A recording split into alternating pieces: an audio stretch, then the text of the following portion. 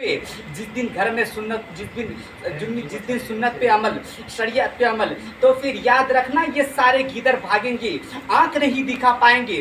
फिर बादशाहत तुम्हारे लिए, खिलाफत तुम्हारे लिए, इज्जत तुम्हारे लिए, सल्तनत तुम्हारे लिए। अरे जो मुस्तफा का गुलाम होगा वही इस दुनिया का इमाम। कहता हूँ कि हमेशा पॉजिटिव सोचा करें, नेगेटिव ना सोचे, और कभी भी हालात में नर्वस होने की कोशिश ना करे। नेगेटिव दिमाग में ना लाए कि मैं कैसा हूँ, मेरा मुस्तकबिल कैसा है, मेरा भविष्य कैसा है, कभी भी मत सोचे। सिर्फ अपने लिए सोच के मैं क्या हूँ, मैं कब्र में क्या जवाब दूंगा, मैं हश्र में क्या जवाब दूंगा, मैं कयामत में क्या जवाब दूंगा। कल मर जाएगा, हिंदुस्तान रह जाएगा, लेकिन तू कब्र में क्या जवाब देगा।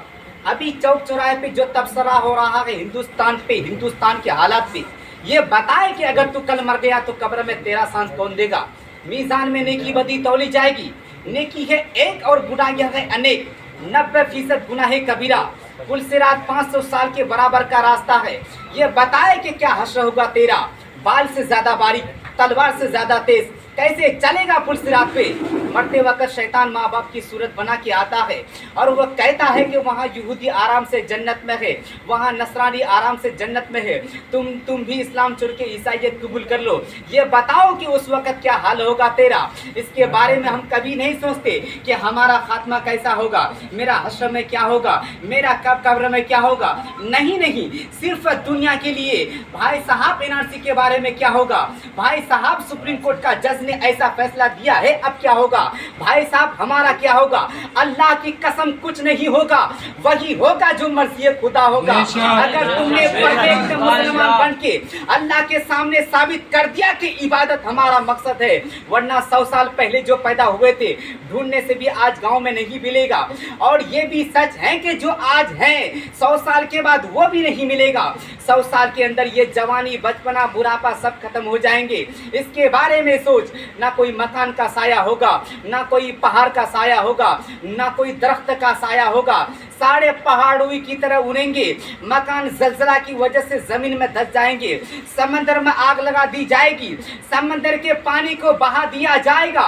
एक साया होगा अल्लाह के अर्श का, उस अर्श इलाही के साये, उस अर्श इलाही के साये में वो लोग रहेंगे जो अल्लाह का जिक्र करते करते आंखों से आंसू का कतरा बहाया। जो एक हाथ से अल्लाह की राह में खर्च करे तो दूसरे हाथ को पता ना चले।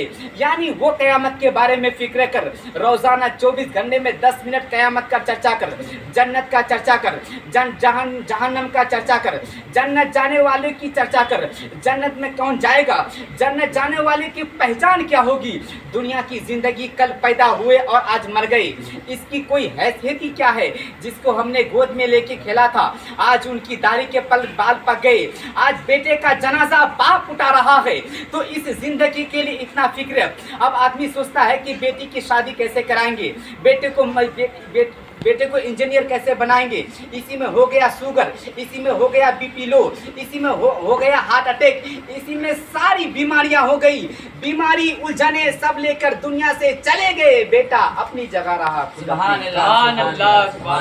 ये तो सच है कि अब पूरे समाज में ज्यादा है, जवान ही ज्यादा मर रहे हैं।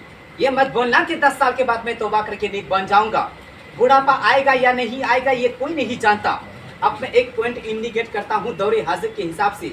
आज लोगों की तमन्ना क्या होती है, मेरा बेटा पढ़ेगा लिखेगा इंसान बनेगा डॉक्टर, मेरा बेटा पढ़ेगा लिखेगा डॉक्टर बनेगा, कमाएगा खाएगा पिएगा आराम से रहेगा, कोई दुख का साया उनके पास नहीं जाएगा।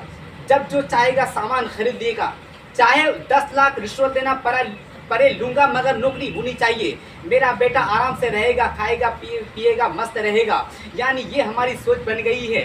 दामाद ऐसा कमाने वाला मिले कि आराम से कमाए खाए, चाहे बेटी की उम्र हो जाए 30 साल मगर दामाद चाहिए बरसरे रोजगार। सरकारी नौकरी वालों को तरजीह दी जाएगी, चाहे उसकी बेटी हो जाए 40 साल की बूढ़ी मगर लड़का चाहिए इंजीनियर, लड़का चाहिए डॉक्टर, लड़का चाहिए प्रोफेसर। हुजूर ने कहा था कि लड़का मुत्तकी नेक परहेजगार मिले तो निकाह कर दे अपनी बेटी का। अगर शादी में ताखिर करेगा तो जमीन में जलजला पैदा होगा, फितना पैदा होगा। वो फितना किसका? वो फितना जनाकारी का, वो फितना बदनिगाही का, वो फितना इज्जत और आबरू की तबाही का। ये जो समाज में जनाकारियां बढ़ रही है, एक पॉइंट ये भी है कि शादी में ताखिर हो रही है। शादी में ताखिर इसलिए कि बहू चाहिए हाइट वाइट, दामाद चाहिए बरसरे रोजगार। एक मुशरिकाना सोच, एक हिंदुवाना सोच, एक काफिराना सोच। हुजूर ने कहा था कि इस दुनिया में ऐसे रहो जैसे एक मुसाफिर और अजनबी रहता है। हुजूर ने तो ये कहा था कि ये दुनिया मुर्दार है, उसका चाहने वाला कुत्ता है। हुजूर ने तो ये कहा था कि अपनी उंगली को समंदर में डाल के फल यंजुर बीमा यहिया, फिर देख के तेरी उंगली कितना पानी लेकर आया है। आपार समंदर है, उंगली को डुबा के निकाल के देखे कि कितना पानी है उंगली में, 2 कतरा पानी उंगली में। हुजूर कहते हैं ये दुनिया उसी 2 कतरा पानी के मानिंदे है और आखिरत उसी आपार समंदर के मानिंदे है। कभी बच्चों के सामने आखिरत का चर्चा नहीं करते, कभी बच्चों के सामने जहन्नम का चर्चा नहीं करते, कभी बच्चों के सामने जन्नत का चर्चा नहीं करते। सिर्फ पैसा कमाने का चर्चा। पैसा कमाएगा आराम से रहेगा, पैसा कमाएगा अच्छा खाएगा, कभी परेशानी नहीं होगी। यानी घर वो अच्छा लगता है जिस घर में मुस्कुराहट हो। ये घराना किसका? ये घराना उसका जिसकी तमन्ना आज हम लोग करते हैं कि हमारा घर ऐसा रहे। अल्लाह के नजदीक जहन्नमी का पहचान क्या है? जब जहन्नमी को जहन्नम में डाला जाएगा। ये तो सच है कि रात के बाद दिन आएगा। इससे भी ज्यादा सच बात यह है कि इस दुनिया के बाद कयामत कायम होगी। जिस तरह सच है कि मौत इंडिफिनिट है, कब आए कहना मुश्किल, इससे भी ज्यादा सच बात यह है कि कयामत कायम होगी। जन्नत बन चुकी है, जहन्नम तैयार हो चुका है। जहन्नम में आग का गोला, आग की जंजीर, और जन्नत में जब जहां तक निगाह जाएगी वहां तक सोने चांदी का मकान होगा। हीरे जवाहिरात की जन्नत में जमीन होगी और जहन्नम में आग का गोला, आग की जंजीर, और जन्नत में आराम ही आराम है। अब जब एक जहन्नमी को जहन्नम में डाला जाएगा जो नमाज नहीं पढ़ा, नमाज जानबूझकर छोड़ना हराम और गुनाह कबीरा है, जो रोजाना 5 वक्त की नमाज छोड़ता रहा, जिसने बदनिगाही की, जो शराब पीता रहा, जो रमजान का रोजा छोड़ता रहा, जिस पर हज करने होने के बाद ताखिर करता रहा, जिसने पड़ोसी को तकलीफ पहुंचाई, यानी जो सर से लेकर पांव तक गुनाहों के कंडक में डूबा है। अब कहा जाएगा कि किस जुर्म की वजह से जहन्नम में पहुंचा है। अल्लाह जवाब देता है कुरान शरीफ में।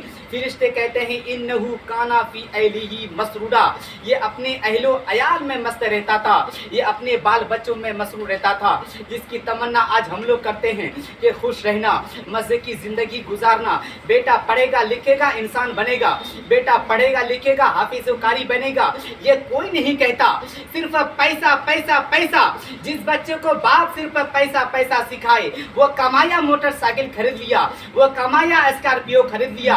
अब वही बच्चा कल अपने बाप की छाती पे चढ़ के कहता है फला बाप मरा अपने बेटी को 100 बीघा जमीन छोड़ के मरा, फला बाप मरा अपने बेटी को 1 करोड़ बैलेंस से छोड़ के मरा। तुम मेरे लिए क्या छोड़ा है? ये कसूर हमारे बाप दादाओं का है। उसने हमें पैसा नहीं जन्नत सिखलाता, जहन्नम से बचने का रास्ता बताता, हजरत हसनैन करीमैन की कहानी बताता, फातिमतु ज़हरा की कहानी बताता, अरे मुस्तफा की कहानी बताता, तो वह बच्चा बाप की छाती पे चढ़ के पैसा नहीं मांगता। वो बाप का चेहरा देखता ताकि हज का सवाब मिल जाए, वो बाप का पांव चूमता ताकि जन्नत के चौखट का बोसा मिल जाए। और जब बाप मर जाए तो उनकी कब्र में जाके दुआ करता, इलाही मेरे बाप को बख्श दे, जो मकान दुकान तू नहीं दिया है, ईमान की दौलत छोड़ के मेरा बाप। सुभान अल्लाह।